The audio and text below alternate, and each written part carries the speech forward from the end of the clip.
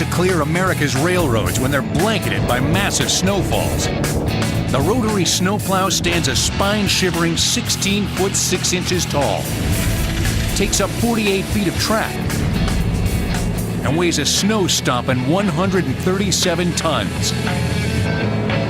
That's nearly 300,000 pounds.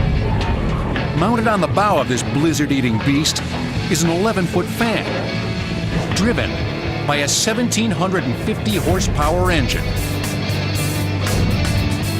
Spinning at a snow-chugging 90 revs per minute, this wheel can slice and swallow a wall of rail-clogging snow 12 feet deep and spit it a distance of 100 feet. That's a third of a football field. The cold fact is, when it comes to clearing snow from California's Sierra Nevada mountains, this is hands down the biggest stick in the railroad's bag. If we didn't have the rotary snowplow available, we wouldn't be able to keep up if we got heavy snows that we have had in the past. It moves such a large amount of snow that we would be shut down, and it would be weeks before we could get the Sierras open again without this piece of equipment. The weather conditions that we bring the rotary out is either we've gotten very heavy snows, so then we'll come out with the rotary and it moves very slowly, but it does move a large amount of snow. Further, Steve, we're moving about 8 miles an hour. In fact, this machine is so capable at carving a path through the white stuff that the railroads don't bother using it for ordinary snowfalls. Nope, this beast only sees service roughly once a decade. That's the typical time between blizzards big enough to bother getting this rotary all revved up.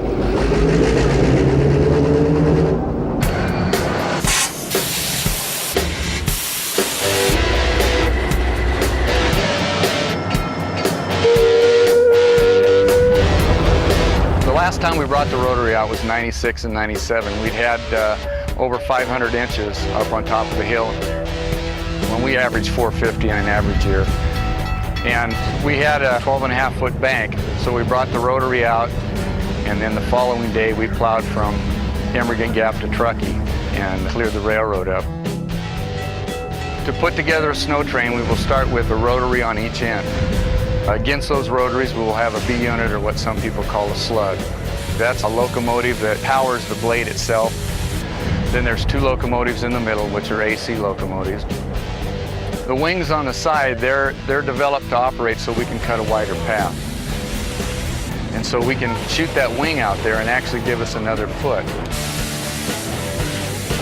So that's why the wings are so important to us, is to just make our path wider, and it picks up more snow for us. Believe it or not, rotary snowplows are not modern inventions. This once steam-powered machine was actually built back in 1937. But while converted to diesel-driven electric in 1957, it still uses these boiling hot vapors to keep this snow-blowing operation on track. The thing we use the steam for is to keep the windows clean, to keep the joints for the wings working, and of course we still have the steam whistle, which everybody loves.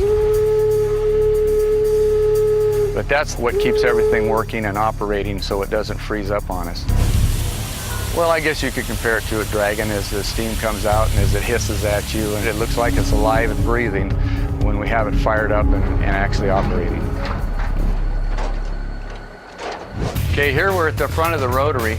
As you can see, we have the blades. Those are 11 feet across.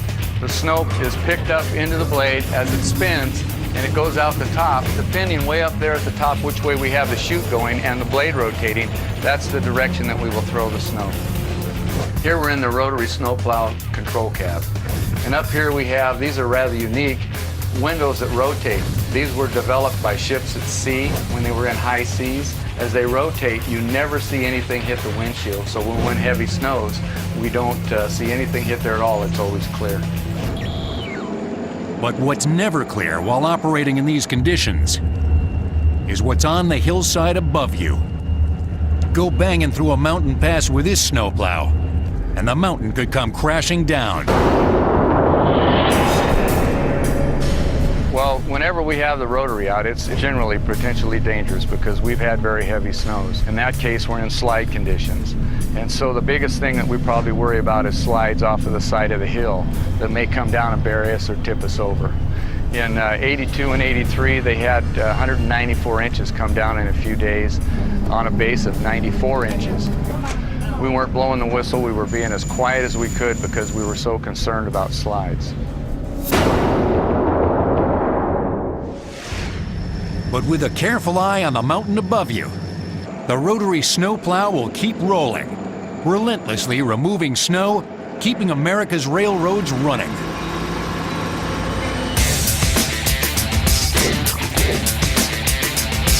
Yeah, it's a pretty incredible machine. It is very powerful and it does move a lot of snow.